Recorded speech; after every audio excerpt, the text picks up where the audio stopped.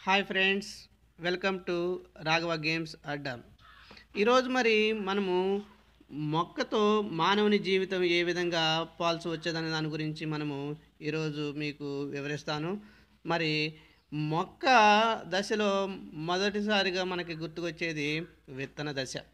మరి విత్తనం ఏ విధంగా అయితే పుడమి తల్లి గర్భంలో అనేక మార్పులు చెంది మొక్కగా మనకి ఉద్భవిస్తుందో, అలాగే మానవుడు కూడా అమ్- మన అమ్మ గర్భంలో అంటే తల్లి గర్భంలో అనేక మార్పులు చెంది 9 నెలలకు ఒక మంచి బిడ్డగా జన్మిస్తాడు.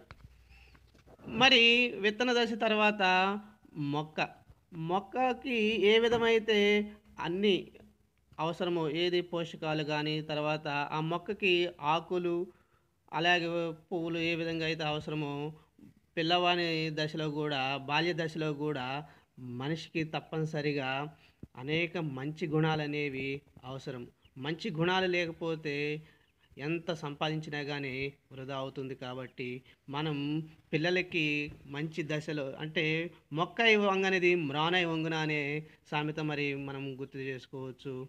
మరి మంచితనం పెరగాలి అంటే బాల్య దశలోనే పిల్లల్ని మనం మంచిగా తీర్చిదిద్దాలి.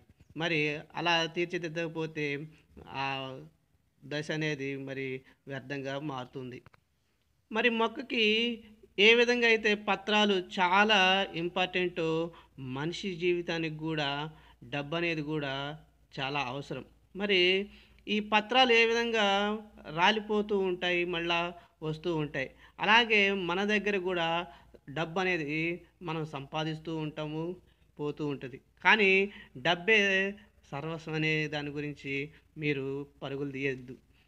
డబ్బు వస్తూ ఉంటుంది, పోతూ ఉంటుంది. కాబట్టి మీరు డబ్బు ఉంటేనే మనము ఎంతో ధనవంతులం అవుతామని అన్నీ సాధించవచ్చని అనుకుంటే మనం పొరపడినట్టే.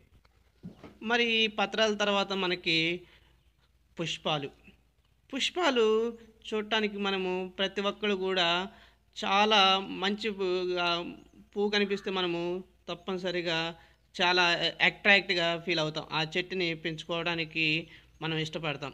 అలాగే ఈ పువ్వులు ఏ విధంగా అయితే ఇష్టపడతారో మనిషి జీవితంలో పువ్వు అంటే మనం సంపాదించినటువంటి భాగస్వామి.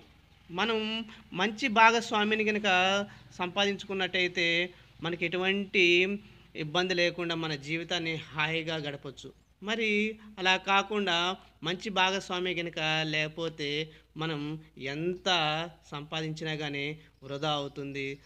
మెంటల్ టెన్షన్ తప్ప వేరే అనేది ఉండదు. అందుకని పువ్వులతో మన సంపాదించినటువంటి భాగస్వామిని మనము గుర్తు చేసుకోవచ్చు. మరి ఈ భాగస్వామి తర్వాత మరి ఫలాలు అంటే మనకి తెలిసిందే. ఫలాలు అంటుంటేనే మనకి పిల్లలు. మనం ఎంత సంపాదించినా కానీ పిల్లలు అనేవాళ్ళు మంచిగా లేకపోతే, మరి వాళ్ళు ప్రవర్తన మంచిగా లేకపోతే ఎంత సంపాదించినా కానీ వ్యర్థం అవుతుంది.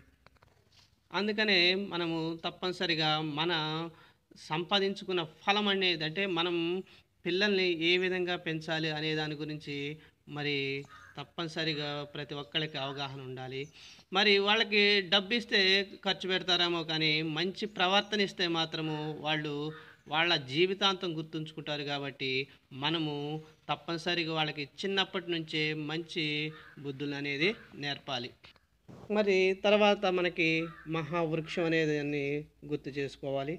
మనం మహావృక్షం అంటేతోనే మనం సంపాదించినటువంటి చివరిగా మనం ఏమి సంపాదించినాం కీర్తి ప్రతిష్టలు. మనం ఏ విధంగా మహావృక్షంలో సేద తీరుతామో మనం మన పిల్లల్ని కనుక మంచిగా పెంచినట్లయితే మనం కూడా మన జీవిత శర్మాంకంలో హ్యాపీగా సేద తీర్చడానికి అవకాశం ఉంటుంది. మరి చిట్ట చివరిగా మీకు ఒక్క దాని గురించి చెప్పాలనుకుంటున్నాను. వేళ్ళు. చెట్టు ఏ విధంగా అయితే పడిపోకుండా ఉండాలంటే ఈ వేళ్ళు భూమిని అంటిపెట్టుకొని ఉంటాయో, అలాగే మనిషి సంబంధాలు అనేవి దృఢంగా ఉంటేనే ఈ మనిషి మనుగడ అనేది ఈ భూమి మీద సాగుతుంది. ఈ మనిషి మనుగడ సాగాలి అంటే తప్పనిసరిగా మరి మంచి సంబంధాన్ని మనము డెవలప్ చేసుకోవాలి. అందుకు మరి నలుగురితో మంచిగా ఉంటూ మన సంతానాన్ని మంచి మార్గం వైపు ప్రయాణం చేయించినప్పుడు మాత్రమే మనం ఎప్పుడు కూడా హ్యాపీగా ఉండగలమని నేను భావిస్తూ ఉంటాను. మరి మీరందరూ కూడా ఈ విధంగా మీ జీవిత భాగస్వామిని ఎంచుకోవడంలో కానీ, లేకపోతే మీ పిల్లల్ని పెంచడంలో కానీ తప్పనిసరిగా సత్ఫలితాలను పొందాలంటే మీరు మంచి మార్గంలో వెళ్ళినప్పుడు మాత్రమే ఇవన్నీ సాధ్యమవుతాయని చెబుతూ, మానవుని జీవితం మొక్కతో పోల్చేటందుకు అవకాశం ఇచ్చినందుకు, మొక్కల్ని ఏ విధంగా అయితే మరి మనము మంచిగా పెంచుకుంటామో మన పిల్లల్ని కానీ మన జీవిత భాగస్వాములు కానీ ఉమ్, మంచి మార్గంలో వెళ్ళినట్టయితే మన జీవితం సంతోషంగా ఉంటుంది ఫ్రెండ్స్.